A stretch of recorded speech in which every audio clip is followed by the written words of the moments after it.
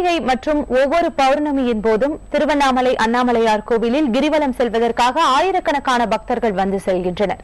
அவர்களுக்கு போதிய அடிப்படை வசதிகள் செய்து கொடுக்கப்படவில்லை என்ற குற்றச்சாட்டு வலுத்துள்ளது. அக்னிஸ்தலமான திருவண்ணாமலை அண்ணாமலையார் கோவிலும் அதன் அருகில் உள்ள கிரிமலையும் இந்த மாவட்டத்தின் சிறப்பான விஷயங்கள். 14 கிலோமீட்டர் சுற்றளவுள்ள இந்த கிரிவலத்தை சுற்றி வர 4 முதல் 5 மணி நேரங்கள் ஆகும். கிரிவலம் செல்லும் பக்தர்களுக்காக தனியாக நடைபாதை அமைக்கப்பட்டது. ஆனால் இது முழுமையாக அமைக்கப்படவில்லை என்ற குற்றச்சாட்டு எழுந்துள்ளது. நடப்பாதையும் பாத்தீங்கன்னா பாதி தூரத்து தான் இருக்கு. மெயினா சிட்டிக்குள்ளேயே நடப்பாதை இல்ல. அவுட்டர்ல வந்து இது கூட போயிடலாம் போல, அங்க நடப்பாதை போட்டிருக்காங்க. மெயினா சிட்டிக்குள்ள தேவையான இடத்துலயே நடப்பாதை இல்ல. கார்த்திகை தீப திருவிழாவின் போதும் ஒவ்வொரு மாத பௌர்ணமியின் போதும் லட்சக்கணக்கான பக்தர்கள் கிரிவல பாதையை சுற்றி வருகின்றனர்.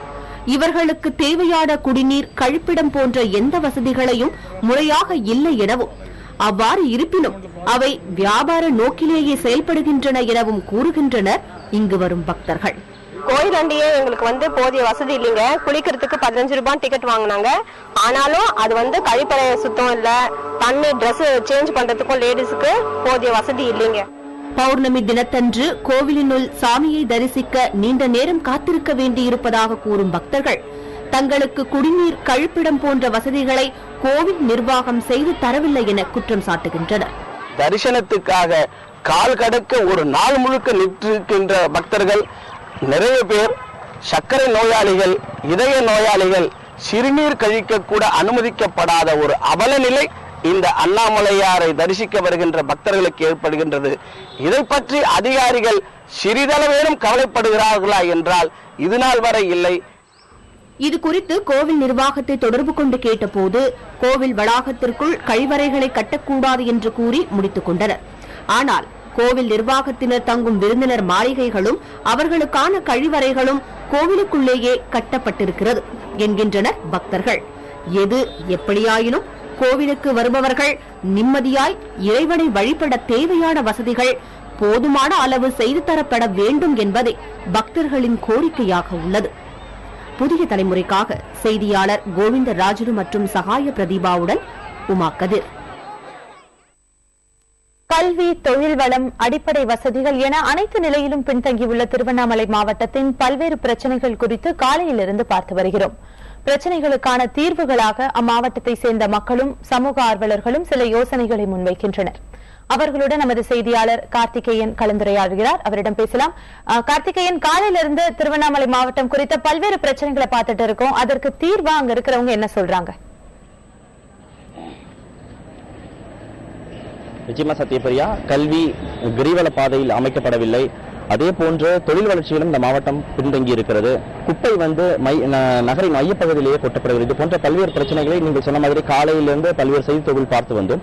இதற்கான தீர்வுகளை அது குறித்த ஆலோசனைகளிடம் நாம் கேட்கலாம். முதலில் ஓய்வு பெற்ற ஆசிரியர் முனுசாமியிடம் நாம் பேசலாம்.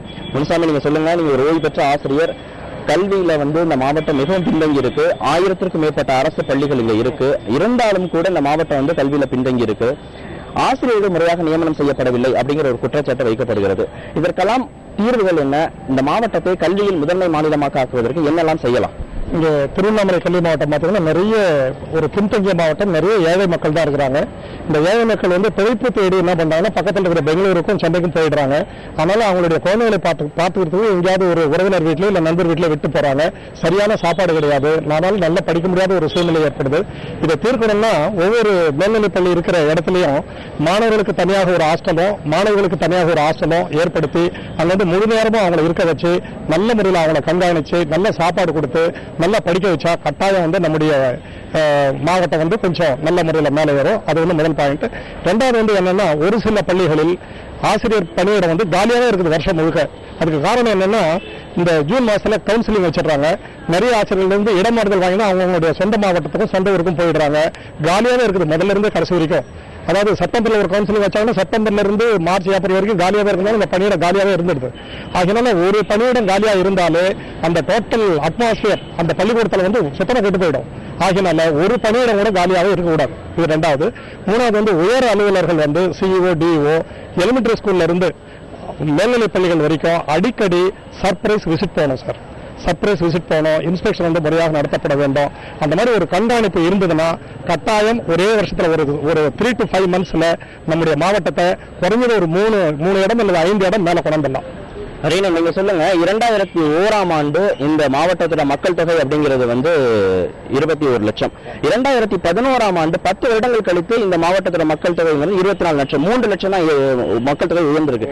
ஏன் இருக்கிற மக்கள் தொழில் செய்யறதுக்கு இங்க வாய்ப்பே இல்லையா? விவசாயம் செய்யறதுக்கு வாய்ப்பே இல்லையா? நெசவு தொழில் செய்யறதுக்கு வாய்ப்பே இல்லை? ஏன் இடம் பெயர்றாங்களா? ஏன் மக்கள் தொகை உயரவே இல்லை? இருக்கிற மக்கள் எல்லாம் மற்ற மாவட்டங்கள் வேலை தேடி போறதா சொல்றாங்களா? உண்மை நிலை என்ன? இதற்கான தீர்வுகள் என்ன? திருவண்ணாமலை மாவட்டத்தை பொறுத்த வரைக்கும் அது விவசாயத்தை நம்பி வாழக்கூடிய ஒரு மாவட்டம். இந்த மக்கள் முழுசும் விவசாயம் தான் செய்கிறாங்க. ஆனால் மத்திய அரசாங்கம் விவசாய உற்பத்தி பொருள்களுக்கு மினிமம் சப்போர்ட் பிரைஸ் தான் கொடுக்குறாங்களே ஒழிய அவங்களுக்கு லாபகரமான விலை நிர்ணயம் செய்வதில்லை. உற்பத்தியினுடைய அடிப்படையில் அந்த விவசாய விளைபொருளுக்கு விலை செய்யவில்லை. அதனால விவசாயம் செய்யறதுனால அவங்களுக்கு நஷ்டம் தான் ஏற்படுது. அதனால விவசாயம் செய்யறத விட கூலி வேலை செய்யலாம், அதுவே லாபகரமானதுன்னு விவசாயிகள் பூரா பேரும் கூலிக்கு சென்னையை நோக்கி பம்பாய், டெல்லி இந்த மாதிரி பல நகரங்களுக்கு சென்று விடுவாங்க.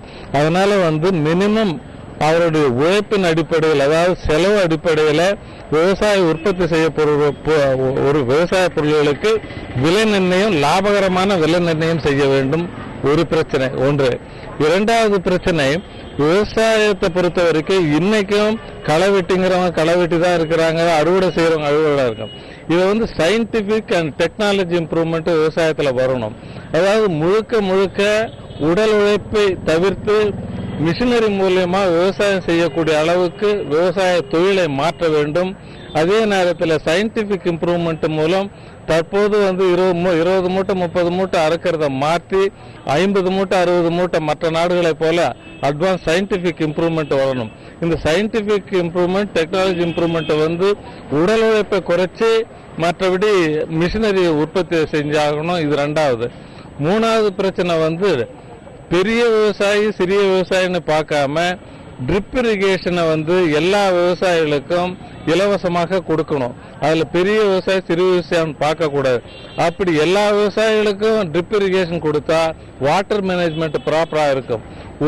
ஒரு ஏக்கர் விவசாயம் வந்து தண்ணி, அதாவது மோட்டரை இறைச்சி காவாயில பாசுற தண்ணியை ட்ரிப் இரிகேஷன் மூலம் யூஸ் பண்ணோம்னா 3 ஏக்கரா பாயும்.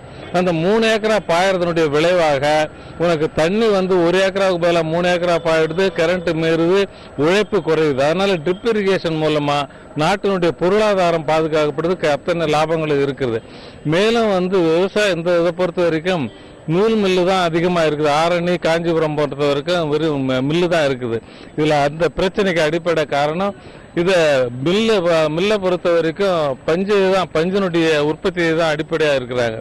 பஞ்சு விலைக்கு ஒரு நியாயமான நிர்ணயம் கிடையாது. ஒரு காலத்துல குண்டால் விலை 5000 விற்குது, ஒரு காலமா. நம்ம தொடர்ந்து பேசலாம். கிறிஸ்டி, நீங்க சொல்லுங்க, இப்ப கிரிவல பாதையில பக்தர்கள் வந்து லட்சக்கணக்கில் வர மக்களுக்கு கிரிவல பாதை சரியா இல்ல, அவங்க கிட்ட வாங்குற நன்கொடையை வச்சு அவங்களுக்கு தேவையான வசதிகளை செஞ்சு கொடுக்க முடியும், ஆனா செஞ்சு கொடுக்கப்படல அப்படிங்கிறது குற்றச்சாட்டா இருக்கு. இதை எப்படி சரி செய்யலாம்? இந்த 14 கிலோமீட்டர் கிரிவல பாதையில பாத்தீங்கன்னா ஒரு 7 கிலோமீட்டர் வரைக்கும் தான் பாதசாரிகள் பக்தர்கள் நடப்பதற்கு நடைமேடை போடப்பட்டிருக்கிறது. அந்த மீதி இருக்கக்கூடிய 7 கிலோமீட்டரும் வந்து பாத்தீங்கன்னா நடைமேடை போட்டு கொடுத்துடணும். ரெண்டாவது விஷயம் பாத்தீங்கன்னா அந்த நடைமேடைக்கும் போக்குவரத்துக்கும் இடைஞ்சல் இல்லாம ஒரு பேரிகேட் தடுப்பு கொடுத்தா பக்தர்கள் ஒருபாடு போக்குவரத்து இடைஞ்சல் இல்லாம போயிட்டு இருப்பாங்க. மூணாவது விஷயம், திருப்பதியில் இருக்கிற மாதிரி அந்த நடைமேடைக்கு மேல ஒரு கூரை வேயப்பட்டிருந்தால், அந்த கூரை வேயப்பட்டிருந்தால் வெயிலா இருந்தாலும் மழையா இருந்தாலும் அவங்களுக்கு வந்து எந்த விதத்திலையும் பாதிப்பு இல்லாம அழகா வந்து அவங்களோட கிரிவலத்தை முடிச்சுட்டு வந்துருவாங்க. மூணாவது விஷயம் பாத்தீங்கன்னா, கிரிவலம் போகும்போது சுத்தமான குடி தண்ணீர் அவர்களுக்கு கிடையாது. அதனால சுத்திகரிக்கப்பட்ட குடி தண்ணீர் நகராட்சி மூலமா அங்கங்க கொடுக்க வேண்டியிருக்கும். பகல்ல மட்டும் இல்ல, இரவு நேரங்களில் வந்து பக்தர்கள் வந்து கிரிவலம் வராங்க. இரவு நேரம் காவல்துறையோட பாதுகாப்பு இருக்கணும், இருந்தாலும் சிறப்பா இருக்கும். அதோட முக்கியமான விஷயம் வந்து சுத்தமும் சுகாதாரமும் ரொம்ப அவசியமான ஒரு விஷயம். இந்த கிரிவல பாதையை சுத்தி ஒரு 5 பஞ்சாயத்து கிராமங்கள் இருக்கிறது. ஆனா கோவிலுக்கு வரக்கூடிய பக்தர்கள் பல கோடி ரூபாய் வருமானத்தை வந்து இந்த கோவிலுக்கு கொடுக்கறாங்க. அந்த வருமானத்தை கொண்டு இந்த சுத்தி அந்த 16 கிலோமீட்டர் கூடிய கிரிவல பாதைகளுடைய அசுத்தங்களை வந்து சுத்தம் பண்றதுக்கு அந்த பஞ்சாயத்து போர்டுகள் தான் போறாங்க. ஆனா பஞ்சாயத்து போர்டுக்கு போதுமான ஆட்பற்றாக்குறை இருக்குது, போதுமான வருவாய் இல்ல.